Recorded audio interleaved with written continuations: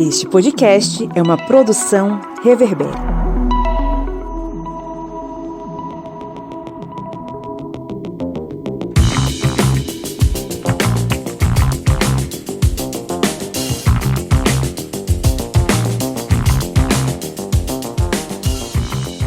Olá, ouvintes! Está entrando no ar mais um episódio do seu podcast de História Pública. Esta que é a fronteira final contra o Império da Ignorância. É o Historiante. Eu sou o Pablo Magalhães e estou muito feliz porque estamos agora fazendo companhia a você, onde quer que você esteja, né? Você que está aí fazendo seus exercícios, indo para o trabalho, para a escola, você que está lavando seus pratos, você que está arrumando sua casa. Sejam bem-vindos e bem-vindas ao Historiante. Hoje eu estou aqui acompanhado dele, o homem que montou um soviete na beira do Rio São Francisco e desde então luta contra as garras do capitalismo, camarada Kleber Roberto. E aí, pessoal, beleza? E cada vez mais preocupado com esse mundão aí, né? Eu acho que se uma hora ou outra Trump quiser voltar com as leis de segregação, né, as famigeradas leis de Jim Crow, eu não vou ficar surpreso, não. Eu vou dizer, tô esperando isso, porque tá cada vez pior. Ô Kleber, parece que a gente tá vivendo aquele filme De Volta para o Futuro.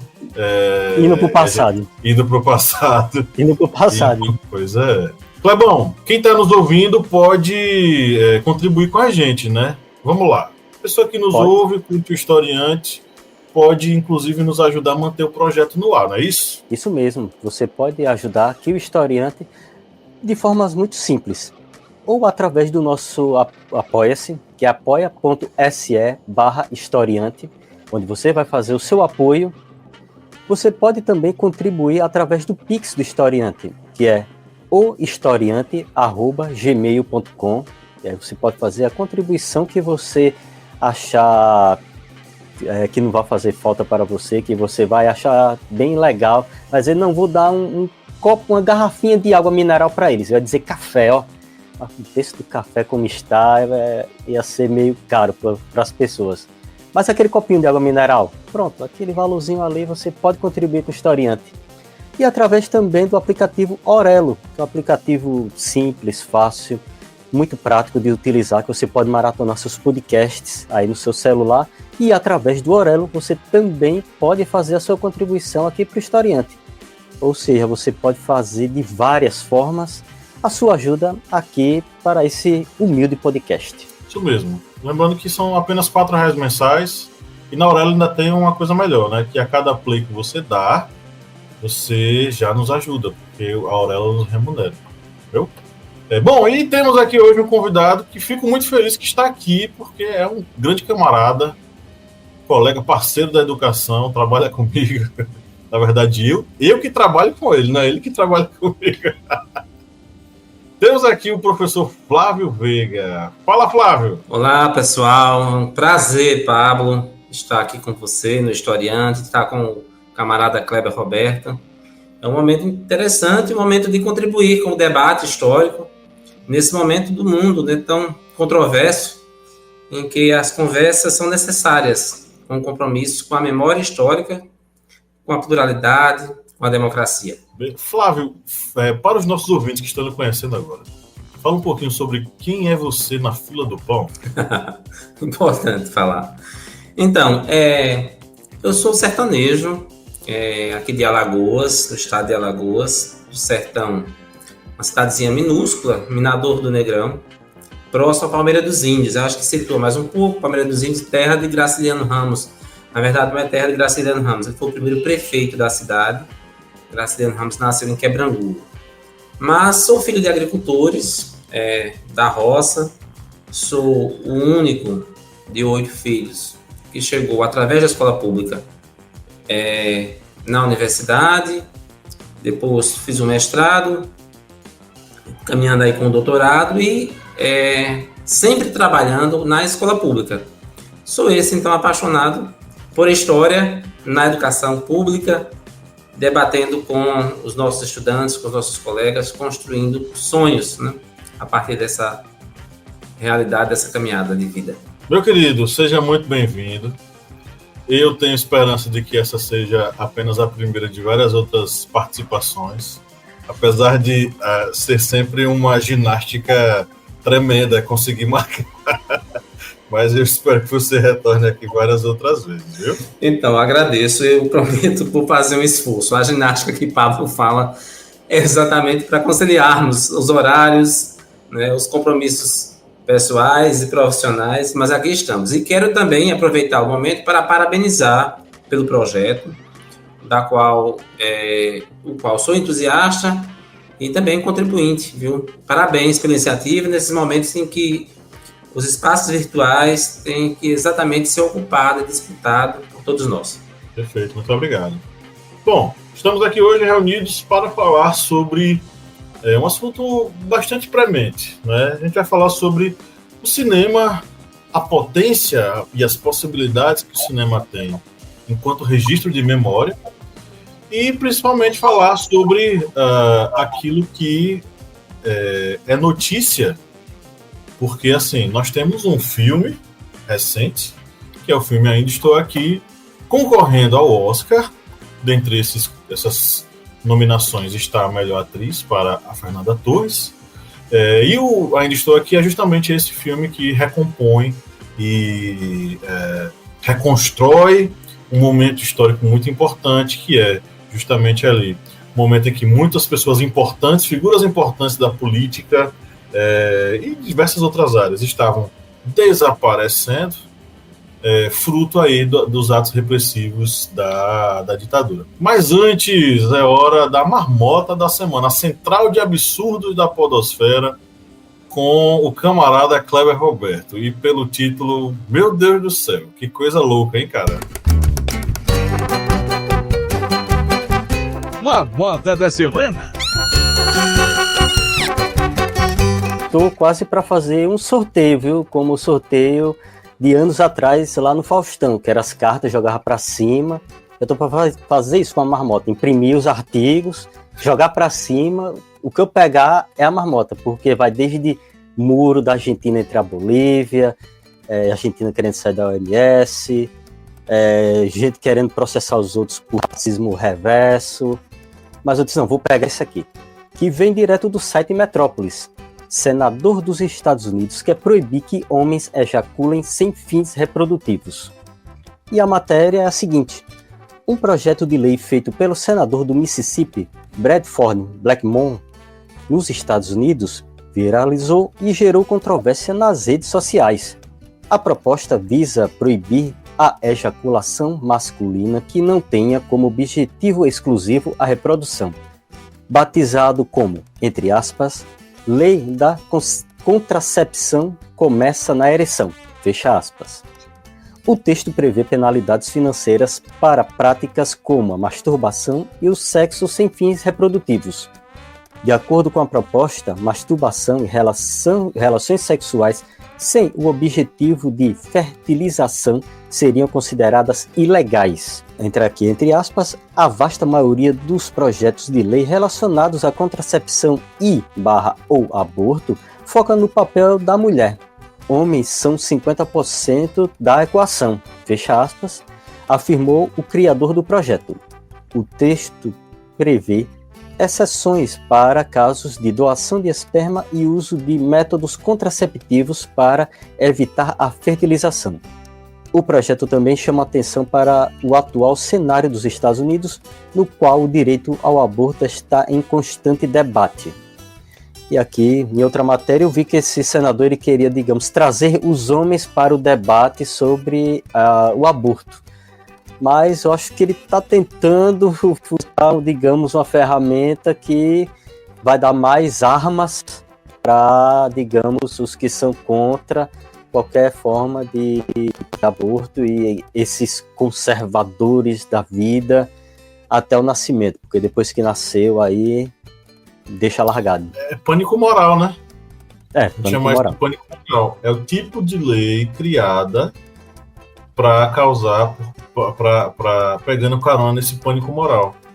E é um pânico moral que gera votos, né? Porque quando você faz esse tipo de coisa, é como se você estivesse defendendo a moral e os bons costumes e tal, enfim. Não, é exatamente nesse caminho, né? Do absurdo, do ridículo, do cômico, mas na verdade é trágico, né? Porque não passa de uma cortina de fumaça para exatamente não se discutir o que tem de grave, que é o colapso de um sistema que se esgota no sistema capitalista numa face muito violenta, esse capitalismo rentista, financeiro, tecnológico, e aí vem com essa pauta moral mesmo, visto que a pauta moral ela sensibiliza, né, o imaginário, a cabeça das pessoas.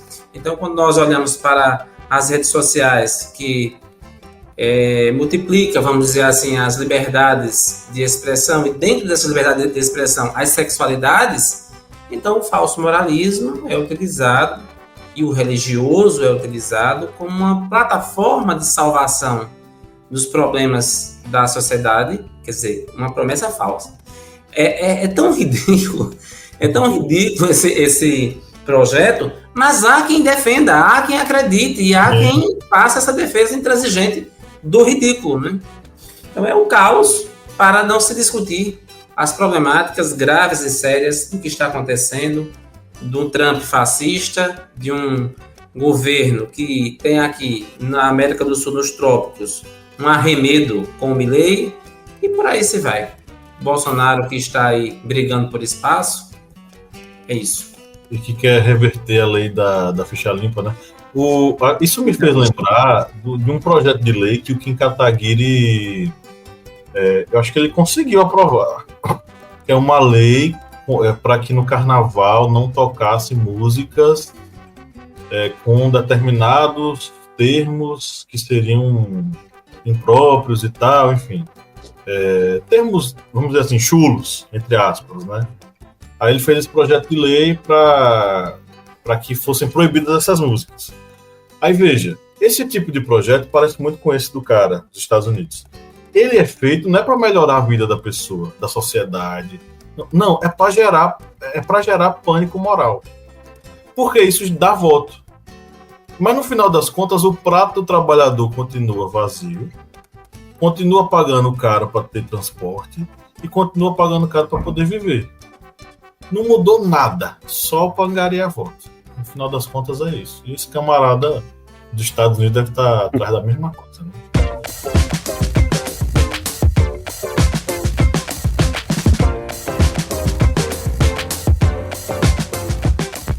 Vamos para o nosso giro de notícias, começando com Ópera Mundi.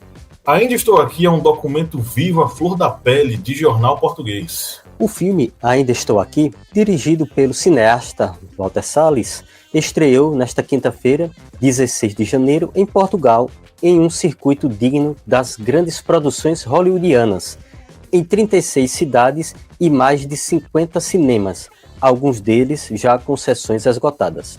O acolhimento da crítica tampouco podia ser melhor. O Público, o jornal de maior circulação no país, abriu a edição desta quinta-feira com uma enorme foto do filme ocupando quase toda a primeira página para anunciar uma entrevista exclusiva com Fernanda Torres, que protagoniza a obra no papel de Eunice Paiva e rendeu-lhe o prêmio de melhor atriz em filme de drama no Globo de Ouro. E sobre a atuação da artista que o periódico deu destaque, abre aspas, brilha uma notável Fernanda Torres, fecha aspas. Estadão. New York Times elogia Fernanda Torres e diz que Ainda Estou Aqui é devastador. Entre aspas, olhar magnético. O jornal norte-americano The New York Times publicou nesta quinta-feira, 16 de janeiro, uma elogiosa crítica ao filme brasileiro Ainda Estou Aqui, no contexto assinado pela jornalista e crítica cinematográfica Alissa Wilkerson. A atuação de Fernanda Torres é o grande destaque. A obra de Walter Salles, que estreia nesta sexta-feira, 17, nos Estados Unidos, é definida como um longa habilidosamente elaborado e ricamente filmado e, entre aspas, belo e devastador. Torres compõe sua performance com inúmeras emoções, alegria no meio do medo, esperança em meio à dor. E seus olhos inquisitivos são magnéticos. Fecha aspas, escreveu Alissa. Este não é apenas um filme sobre uma mulher forte, embora também seja isso. É também sobre sobre o que os regimes autoritários fazem para manter as pessoas na linha. Brasil de fato. Ainda estou aqui as disputas pela memória nos 60 anos do golpe militar. Num país como o Brasil, a ditadura de 64 não foi pioneira nas práticas de repressão e extermínio. Se nos anos de chumbo ela avançou para dentro dos pacíficos lares de classe média dos grandes centros urbanos, no passado e no presente, as produções negras, indígenas e pobres... As populações negras, indígenas e pobres das zonas rurais e periféricas tiveram e têm que conviver cotidianamente com a falta de garantias democráticas. Para alguns corpos e territórios, a democracia nunca chegou de maneira plena. Até hoje, nesse sentido, a expressão "Ainda estou aqui", título do comovente filme de Walter Salles, ganha um duplo sentido. Ainda está presente a ausência do engenheiro Rubem Paiva, sequestrado e torturado como outros 20 mil brasileiros no período da repressão, e depois assassinado e desaparecido como outros 434 cidadãos, de acordo com números estimados pela Comissão Nacional da Verdade e agências internacionais. Também está aqui presente ainda hoje no Brasil, o aparato repressor do Estado, país no qual 71,7% dos mortos por policiais em 2023 eram crianças, adolescentes ou jovens. Pablo, é com você. Beleza, vamos para o nosso editorial.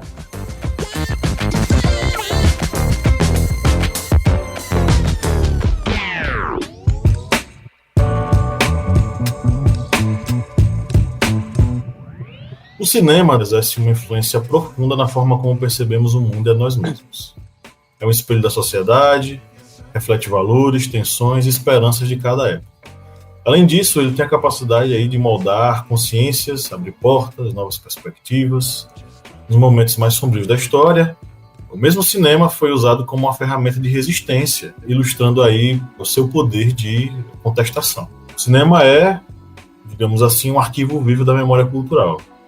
Não apenas registra eventos imaginários, mas também interpreta e contesta narrativas dominantes, além de desempenhar um papel essencial na construção e desconstrução da memória coletiva, agindo como um guardião, como um contestador, reafirmando, inclusive, que lembrar é também um ato político e criativo. O próprio filme Ainda Estou Aqui, do Walter Salles, ele é um filme que se apresenta como uma obra comovente, e, principalmente, é essencial para esse resgate da memória na ditadura militar no Brasil. Mas não deixa, claro, de levantar algumas reflexões sobre lacunas e silenciamentos que permeiam a narrativa desse mesmo filme. O filme é baseado no livro do Marcelo Rubens Paiva, filho do Rubens Paiva e da Eunice, e se concentra ali no drama da família Paiva, principalmente na figura da mãe, né, dele, a Eunice, que convive com a presença da ausência de Rubens Paiva, que foi sequestrado, torturado e desapareceu em 1971. É a partir dessa perspectiva familiar que a gente é conduzido a um relato íntimo de perda, luta e resistência. E aí vamos deixar claro que os méritos do filme são inegáveis. O trabalho de direção captura essa sensibilidade e a desintegração do cotidiano daquela família, né? Saindo da vida idílica indo para uma vida de incerteza, de tristeza. As imagens do Super 8, né, que aparecem são repletas de felicidade, de esperança. Aí aparece lá a família, né, super animada, com a construção de uma nova casa. E aí isso contrasta de uma forma bem impactante, com a violência e a repressão que se impõe sobre a família Paiva, né? Então, assim, a atuação da Fernanda Torres é um dos pilares dessa narrativa. Transmite a dor, a coragem e a resiliência lá da Eunice Paiva durante aqueles momentos ali extremos, né? Só que, assim, a gente precisa problematizar. Apesar de gostar muito do filme, a gente tem que problematizar também o próprio filme. Então, assim, a obra, ela foca predominantemente na família do Paiva, né? Baseado na obra do Rubens Paiva, do Marcelo Rubens Paiva. Só que aí a narrativa é sobre uma família branca, de classe média alta. O próprio filme ele oferece essa visão, que é uma visão que não deixa de ser parcial, porque ela é uma visão que fornece parte da visão. Ela é um filme que fornece parte da visão sobre o período histórico que é a ditadura militar, né? Tem uma fala, na verdade, tem algumas falas sobre como o filme ele acaba negligenciando outras narrativas, né? Por exemplo, não há um aprofundamento nas práticas repressivas, que em grande parte eram direcionadas a populações negras, indígenas e periféricas, que inclusive convivem com a violência estatal e a repressão até hoje. Na periferia ainda vivemos a ditadura militar, tá, gente? A ditadura não chegou ao fim na periferia, ela permanece, apesar da redemocratização, né? Muita gente questionou, por exemplo, a personagem Zezé, empregada doméstica, né? A presença dela evidencia dinâmicas de poder que atravessam as próprias famílias progressistas. E aí vem o silêncio em torno da vida de Zezé. Sua história, seus sentimentos, suas perdas. Cadê Zezé? Quando Zezé cobra o seu salário atrasado, a gente é confrontado com a realidade de quem, mesmo em meio ao caos, precisa lutar pelo básico para sobreviver. Esse momento, embora breve, sintetiza a desigualdade estrutural que atravessa o Brasil e que, em última instância, sustenta as histórias das famílias brancas privilegiadas, né? Então, assim, há essa lacuna, mas também há a sua importância. Como é que vocês veem o filme? Como é que vocês degustaram, consumiram Ainda Estou Aqui? Como é que vocês avaliam?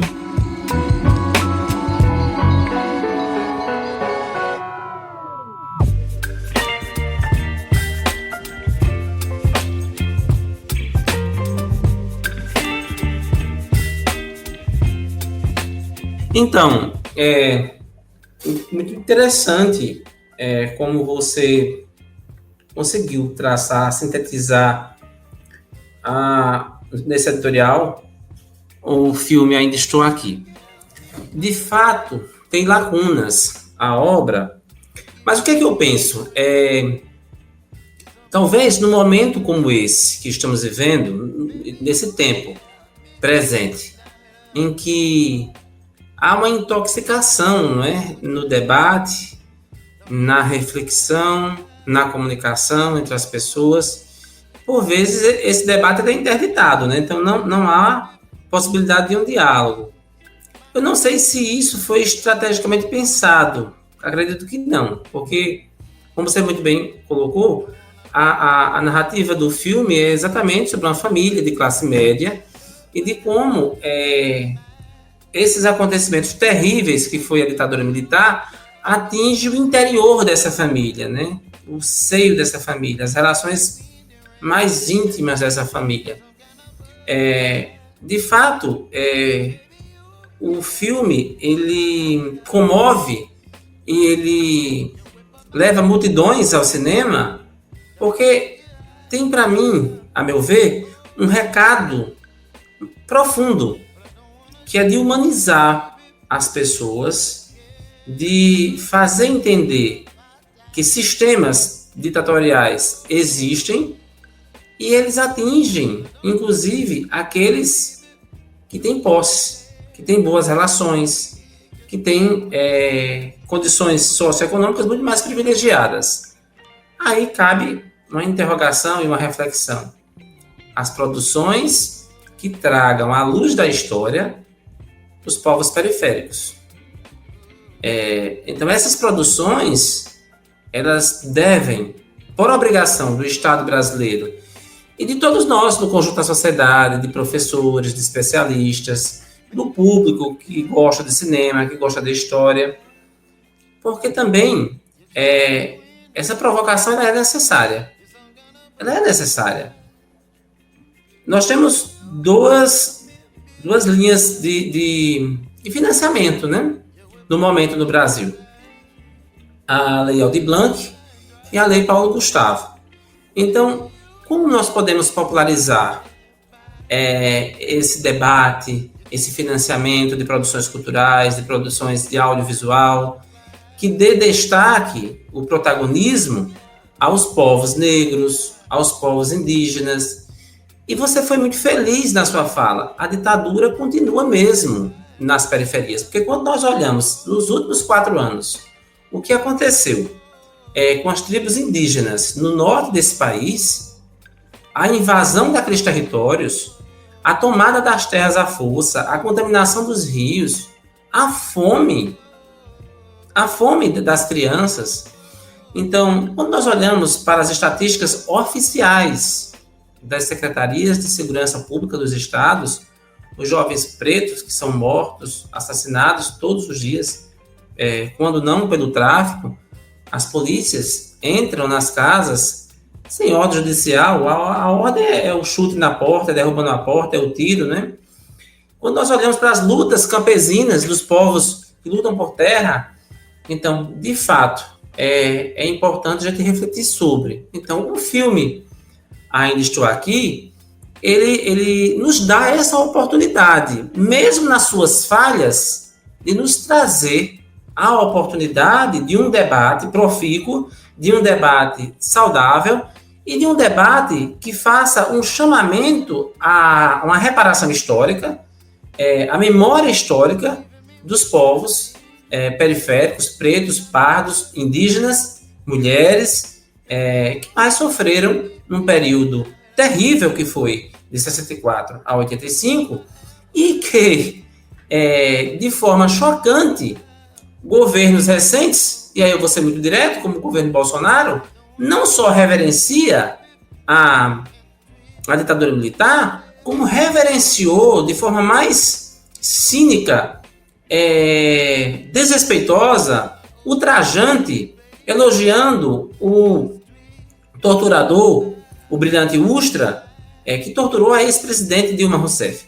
Então, os jovens, esses estudantes, as gerações atuais, precisam de fato se voltar para o passado, olhar para esse passado e entender esse passado em fontes confiáveis, com pesquisa histórica, com compromisso sério, com método científico, com uma estratégia tão vitoriosa como foi desse filme e de outros filmes que retratam a ditadura militar, que mais adiante nós vamos conversar.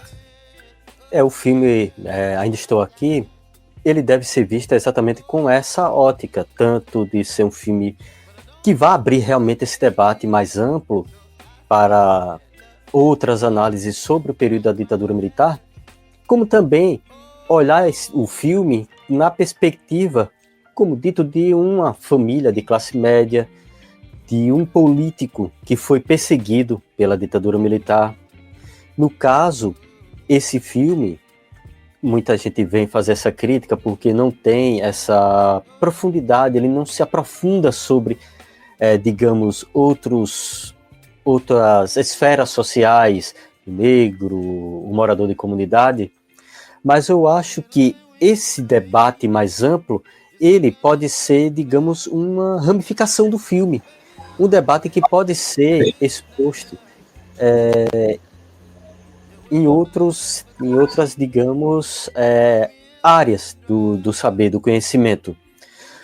Muita gente estava exigindo, porque o filme ele não veio abordar a questão da sua empregada, não abordou o negro naquele momento, mas eu acho que fazer isso com o filme, muitas vezes poderia até, digamos, deturpar um pouco a obra. A obra é aquilo, pronto, vamos fazer essa obra. Vamos discutir a partir dela outros pontos, outros nuances sociais.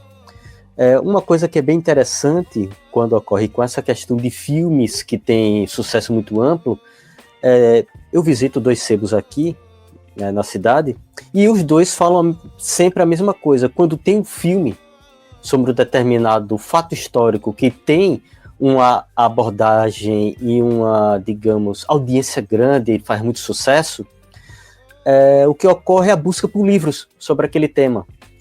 Eu não sei se o ouvinte lembra de uma novela na Globo sobre o Império, o período imperial. Dom Pedro I, aí depois teve a continuação com Dom Pedro II, e o que ocorreu com essa novela foi que houve uma busca muito grande por livros sobre o período do Império, Brasil Império. E foi exatamente aí que a pessoa vê o foco, tem que ter o foco nisso. Uma obra, como Ainda Estou Aqui, ela pode despertar muitas outras análises e pode instigar as pessoas a procurarem muito mais obras sobre o tema.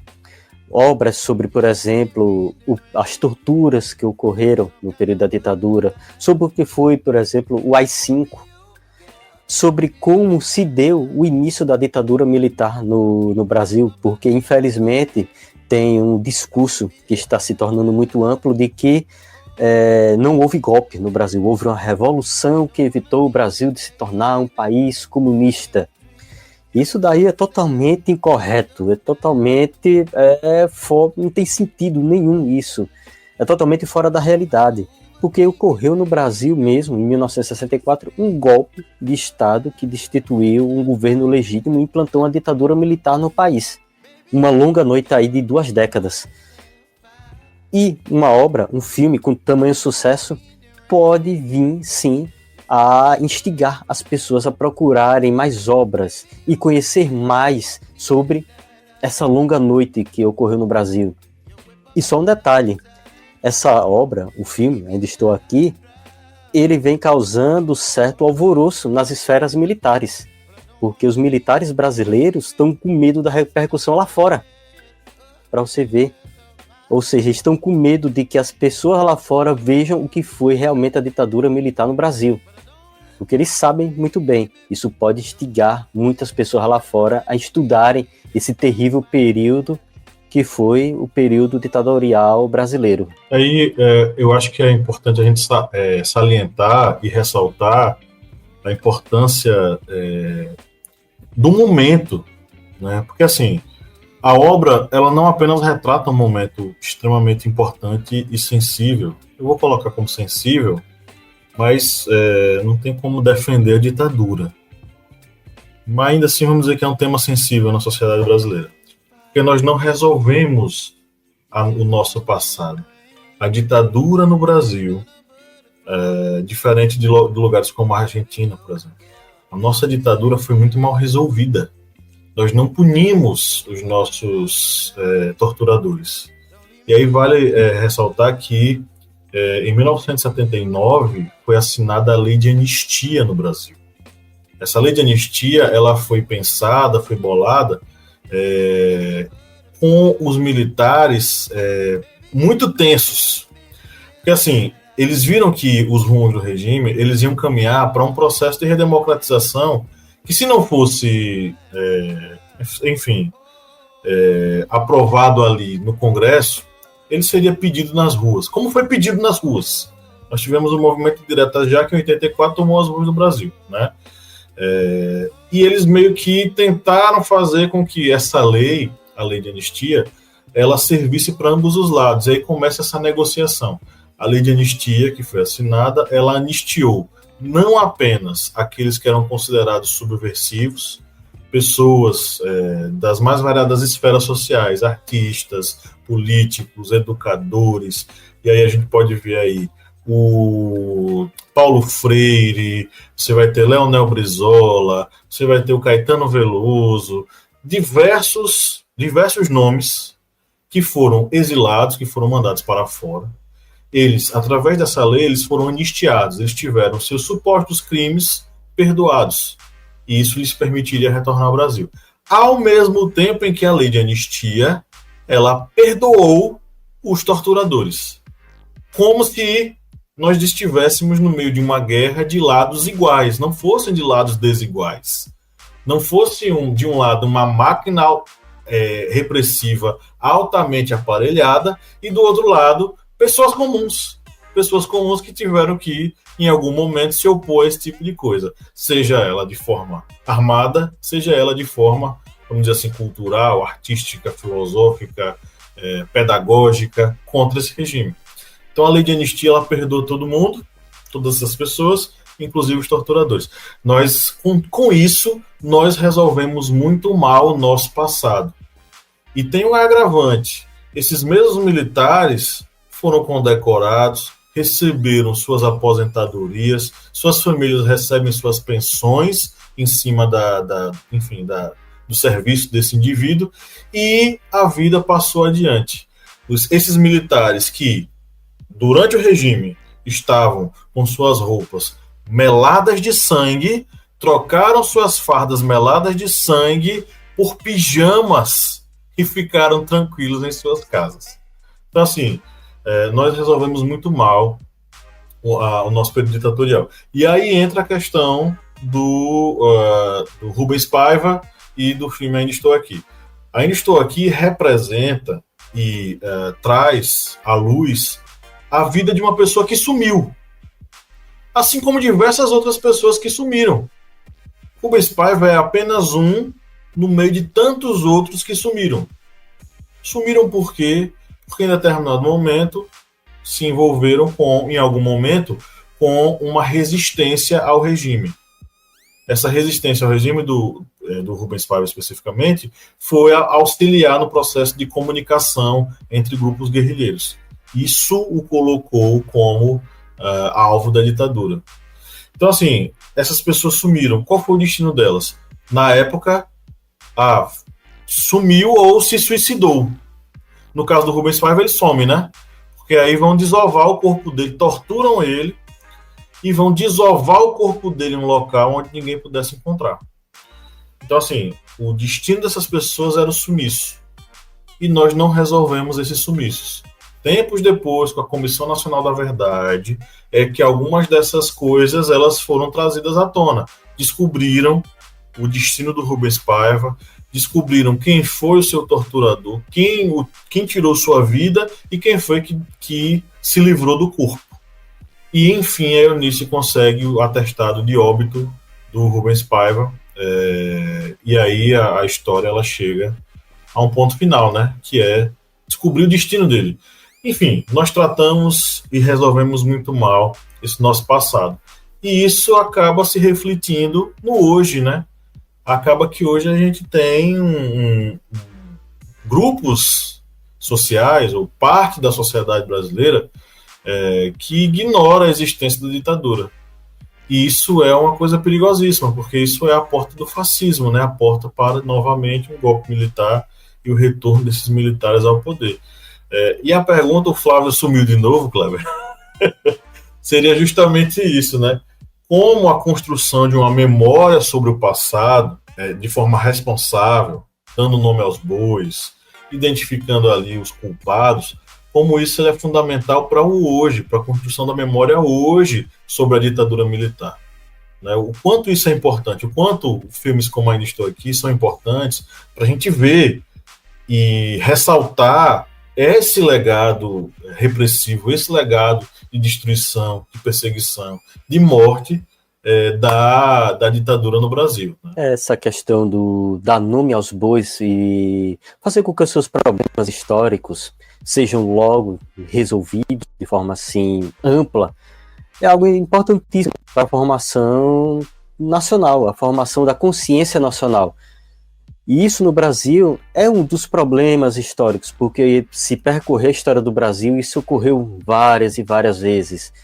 A exemplo disso, por exemplo, é o período da escravidão, que acabou e, só tem-se a ideia de que acabou através apenas da assinatura da Lei Áurea, libertou os escravos. E aí, vão fazer o quê? Vai ter terra para eles? Vai ter uma reforma agrária? Vai dar condições, educação para eles? Não, libertou. Agora, vamos dizer assim, se vire aí sem nada, sem eira nem beira. E indo para 1964, na ditadura militar, ocorreu todo esse período de perseguição, de torturas, de um aparelho repressivo extremamente cruel. E houve essa, digamos, a falta de punição, a falta de se dar nome a esses bois, porque muitos destes que fizeram parte do aparelho repressivo continuaram com seus cargos, continuaram com suas aposentadorias, continuaram sem sofrer nenhuma censura ou punição. E isso faz com que tenha essa áurea de que o período da ditadura foi algo bom, porque ninguém foi punido lá na frente. Se ninguém foi punido é porque foi uma coisa boa. Será? Ou seja, cria-se essa áurea que acaba insuflando grupos conservadores da extrema-direita que acham que a volta à ditadura militar é algo bom, já que não houve punidos nesse período. Diferentemente, por exemplo, do que ocorreu na Argentina. Na Argentina, mesmo com esse governo aí translocado do Milei, lá teve sim punição. Foram atrás dos torturadores, foram atrás das pessoas que fizeram parte do aparelho repressivo da ditadura militar da Argentina e puniram eles. Foram a julgamento. E o Brasil não seguiu esse exemplo, muito pelo contrário. Até hoje, tenta-se ainda punir pessoas que foram torturadoras. O Ustra mesmo foi um dos poucos casos, se não me engano, o único caso que a justiça conseguiu punir realmente alguém. E isso aí dá essa margem, dá essa abertura para que venham-se a pensar em volta à ditadura militar no Brasil, ao fim da democracia, o que é uma ideia totalmente estarpafúrdia, uma ideia translocada, porque a ditadura militar foi um dos períodos de maiores retrocessos sociais, econômicos, políticos que ocorreu no Brasil. Importante a sua reflexão. Penso que, humildemente falando, são espaços como esses e ações e atitudes como essas, exatamente se utilizando de novas plataformas, de espaços virtuais como esses. E, claro, é necessário um compromisso mais efetivo do conjunto das instituições de educação desse país para dedicar pesquisas, estudos, produção de trabalhos nesta temática da ditadura militar no Brasil. E também, uma vez que escolas secundaristas, escolas do ensino fundamental, institutos de educação profissional tecnológica, tanto estaduais como federais, universidades, produzir mais conhecimento, dinamizar estratégias nesse debate da memória histórica e de um passado trágico que foi a ditadura militar, ao produzir, ao se intensificar, ao se dedicar a esses estudos, é uma das estratégias válidas para exatamente intensificar e cobrar governos nas esferas municipais, estadual, federal, a sociedade como um todo. Eu fico assim pensando que é um desafio, todos nós sabemos que é um desafio, porque não basta apenas a atuação do trabalho em sala de aula, nos muros da universidade ou nos muros da escola, né? Nós temos que ultrapassar esses muros. Então, falta provocarmos espaços como as câmaras de vereadores municipais, né?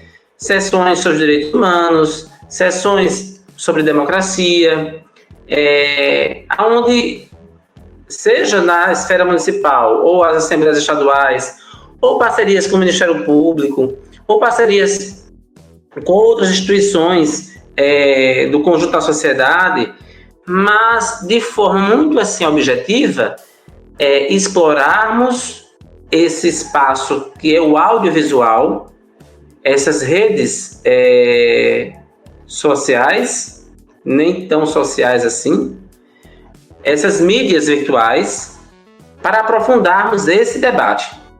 Porque quando a gente observa que jovens de 14, 15, 16, 17, 18 anos, eu passei por uma experiência em 2018 muito constrangedora. Todos os meus estudantes do terceiro ano, naquele momento, o curso tinha 4 anos, não era como é hoje, né, que foi reduzido. Os meus estudantes do terceiro ano sabiam eles do meu posicionamento como cidadão brasileiro comprometido com a democracia. E por ser professor de história, abordar como aconteceu os regimes autoritários, seja na era Vargas como Estado Novo, as atrocidades da República Velha e a própria ditadura militar. Então, de alguma forma, só o fato de você produzir o debate, de você promover o debate, nós estávamos, desde 2018, né, com um ambiente tão intoxicado que você já é visto, então, como lado partidário, né? E veja, nós estamos ali fazendo um debate histórico, um debate comprometido com a verdade e os fatos que ocorreram nesse país. E aí aqueles estudantes fizeram a manifestação com camisetas de um candidato de extrema-direita que faz apologia à ditadura militar. E eles fizeram... Eu estava fechando o seminário, né? E atrás da minha pessoa estavam eles com as camisetas, fazendo joinhas, fazendo carinhas, que só vim saber depois nas redes sociais. Tiraram depois. Mas vejam, assim, é um episódio particular, mas que é uma pequena demonstração de como é necessário cada vez mais um debate, a pesquisa, intensificar os estudos, as orientações e cobrarmos dentro da escola, com os nossos colegas das outras disciplinas, com grêmios estudantis, com movimentos estudantis, combinando, marcando debate em rádios locais, promovermos um espaço como esse, como já disse antes, que vocês construíram. Então, o debate sobre os regimes totalitários, sobre o autoritarismo, sobre o ódio, a xenofobia, a misoginia, que é uma violência contra a mulher, esse mundo, essa visão distorcida, deturpada, antidemocrática, contra a civilidade, onde o horizonte da democracia e da civilidade humana está sendo colocado em risco, e você observa que os estudantes, parte deles, não só dos estudantes, mas da juventude, normaliza porque não há um debate sério e não há, como foi falado pelo colega e por você mesmo, Pablo, uma promoção no Brasil de um encontro com a sua própria história. Não tivemos punição, como deveria ter, não tivemos investigações, como deveriam ter, com aqueles que promoveram a ditadura militar. A Comissão da Verdade foi atacada de todos os lados. Não tivemos, então, uma reparação histórica e, para além disso, o desvendar de crimes contra a humanidade, de crimes atrozes contra a vida humana. A Argentina, que é um exemplo, nesse momento emblemático, que fez um trabalho diferente, não é? Que tem uma ação ao longo da história com os generais, a punição, o enfrentamento, mais do que isso, a memória histórica e, contraditoriamente, uma sociedade que, em tese, era vista como mais crítica com o seu próprio processo de regime militar, elege recentemente o Milei, que representa muito disso, desse olhar extremista. Mas nós também estamos vivendo tempos desafiadores, tempos que ultrapassam as próprias fronteiras, né, de cada país. Então, quando nós olhamos para um mundo que está interconectado, e, a meu ver, um problema grave esse das grandes corporações, das Big Techs, que tomaram de assalto a informação, e essa palavra tão desgastada, as narrativas, tomaram as narrativas e direcionam com os seus algoritmos a discussão, o debate, os temas, ridiculariza outro pelo seu posicionamento político e ridiculariza uma temática tão séria, um debate tão sério e grave que faz ditadura militar, e aí parte para o ataque histriônico que causa aquele clamor os likes, e nós precisamos, de fato, sermos criativos, comprometidos com o debate acadêmico, de pesquisa acadêmica, mas não só isso, de uma linguagem, de uma dinâmica, de um alcance em que essa juventude ela possa escutar, assistir e entender o que aconteceu e que não está garantida a democracia nesse país, que a todo momento... E aí, me permitam para concluir, e aí, o que seria democracia? Porque a palavra democracia, vamos discutir conceitualmente a democracia. Entre nós, entre aqueles que estudam a democracia, talvez isso facilite um pouco, mas não duvidando da capacidade de raciocínio e de compreensão do conjunto da população. Mas as pessoas têm que entenderem de forma mais categórica o que é a democracia. A democracia é o SUS fortalecido, a democracia é a política de assistência social, a democracia é um Estado, um governo que tenha leis de proteção a esses trabalhadores. A democracia é chegar a essa assistência aos aposentados, aos idosos, às pessoas com algum tipo de deficiência. Então, a democracia, ela tem, de primeiro momento, as pessoas entenderem o que é a importância da democracia por essas políticas, por essas questões tão importantes. E a ditadura, ela que é normalizada por alguns segmentos, ela tem que ser estudada e tem que ser perseguida, esse tema, com estratégias como esse filme, Ainda Estou Aqui, traz, como o colega tão bem falou, provoca a busca de livros, provoca a busca de obras, provoca a busca de curiosidade sobre esse período histórico. Então, nós temos que aproveitar esse espaço do midiático, esse espaço das redes, mas de trazer as atrocidades do que é um regime totalitário, que normaliza o ódio, que normaliza a agressão do racismo contra as pessoas negras, que normaliza eleger um segmento branco de olhos azuis como padrão de uma sociedade. Então, quem não for assim não é merecedor do seu lugar ao sol. Então, a violência, o ódio, essa polícia que ainda reivindica essa autoridade de entrar nas favelas, de entrar nas casas, de expulsar trabalhadores rurais, de bater com cacetete.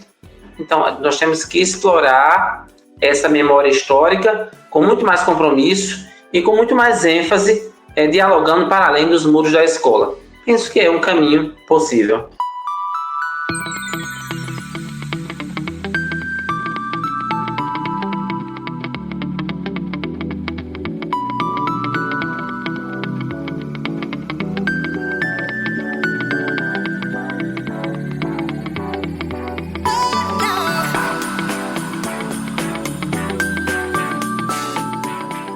Perfeito, estamos encaminhando aqui para o final da nossa gravação. É hora de a gente ir para as nossas indicações. É o momento em que a gente faz uma curadoria bacana de dicas para os nossos ouvintes.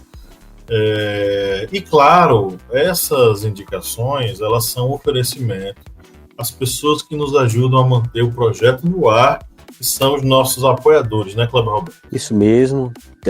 Temos que agradecer a todos os apoiadores e apoiadoras que acreditam aqui no Portal Historiante, no podcast Historiante, e fazem a sua contribuição. Muitas vezes uma contribuição que podem até pensar, não, é tão pequena tal essa contribuição, mas para a gente faz muita diferença. E vamos aqui agradecer a Marcelo Raulino Silva e Flávia Almeida.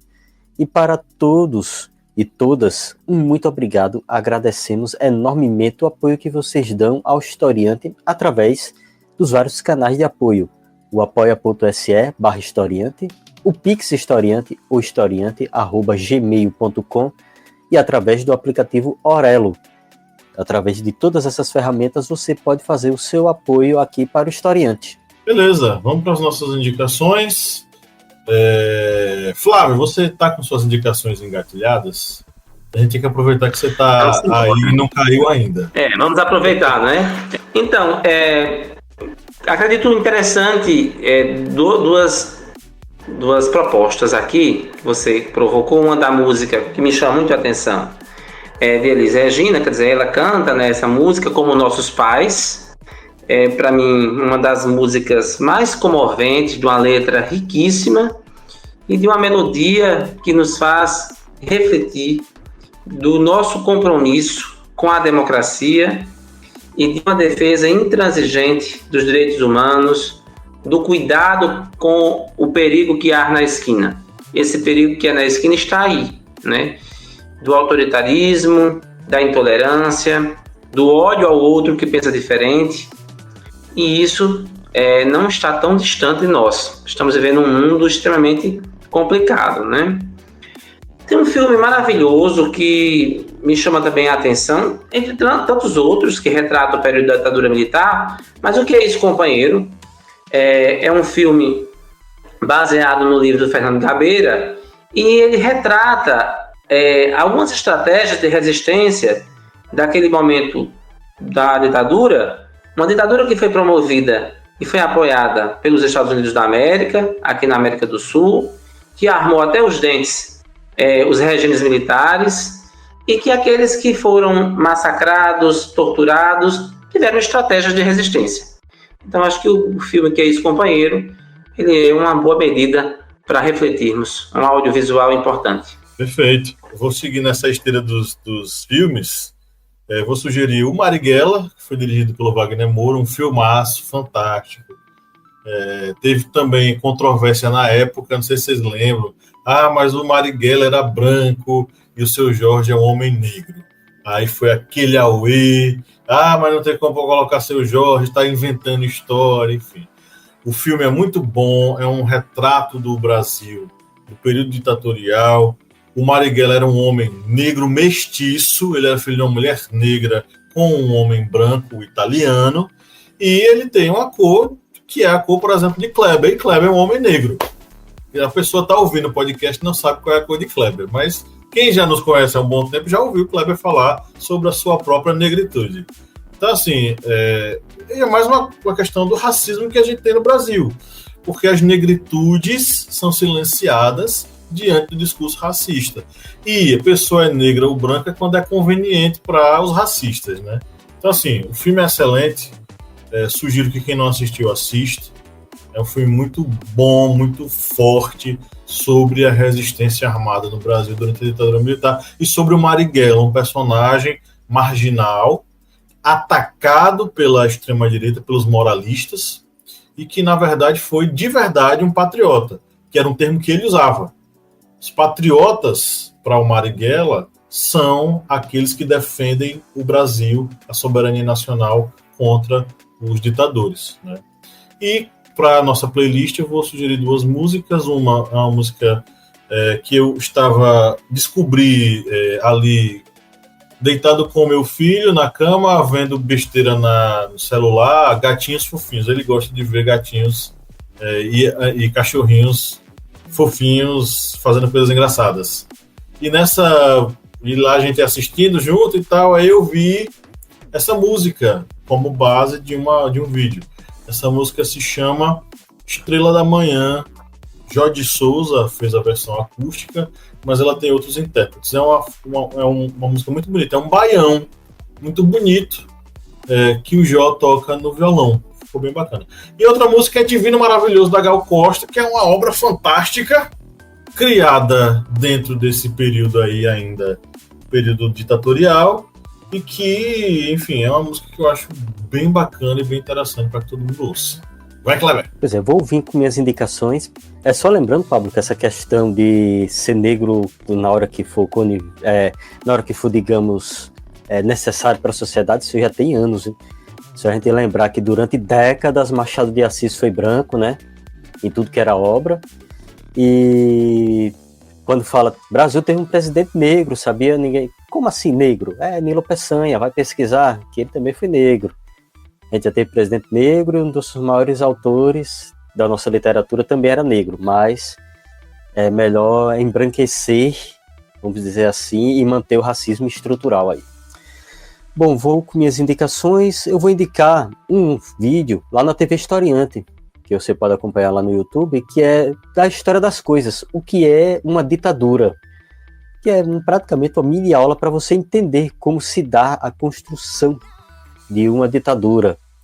Você também pode procurar aqui no podcast, fazer uma maratona de podcasts, minipédias, sobre ditadura, que nós fizemos sobre o AI-5, empresas durante a ditadura militar, as torturas na ditadura militar, ou seja, as corrupções que ocorreram no período ditatorial do Brasil, ou seja, uma gigantesca maratona que você pode fazer ouvindo aqui o Historiante. E também temos que também fazer a indicação do livro, né, de Marcelo Rubens Paiva, o livro Ainda Estou Aqui, que inclusive vai ser distribuído nas redes públicas do Piauí e da Bahia. Ele vai ser inserido nas bibliotecas públicas desses dois estados. E é um livro que não tem muito tempo de lançado, gente. Está fazendo exatamente 10 anos agora, em 2025, que ele foi lançado. E como já quem assistiu o filme, ou se vocês querem saber, é uma autobiografia que o Marcelo Rubens Paiva vai fazer de sua família, com essa ênfase maior na história da sua mãe, a Eunice. E é um livro que ele vai retratar toda essa perseguição que a sua família teve durante aí a ditadura. E como eu disse, vale a pena assistir o filme e ler o livro também. E como música, eu vou indicar duas músicas aqui. Uma de Raul Seixas, Eu Nasci há 10.000 anos atrás. Há 10.000 anos atrás. E também eu vou indicar a música A Promessa, Engenheiros do Havaí. Que essa música de Engenheiros, ela tem uma letra bem interessante. Eu Nasci há 10.000 anos atrás, de Raul Seixas, também tem. Se você for pegar todos os nuances ali, ela é bem interessante. Mas a Promessa de Engenheiros, ela vem exatamente com a crítica, tanto pela questão de promessas vazias, que vêm ali inseridas dentro do consumo, dessa sociedade de consumo. Essa questão de jogar pérolas aos porcos que ele usa lá na música, é uma questão da pessoa jogar suas esperanças em promessas vazias, paz teleguiada que ele fala lá, é a questão da pessoa estar consumindo ali. Tudo que aparece nas propagandas, vou consumir para ter uma paz, ou seja, aquela ideia de consumismo. É a mesma questão quando ele fala estar conectado a cabo.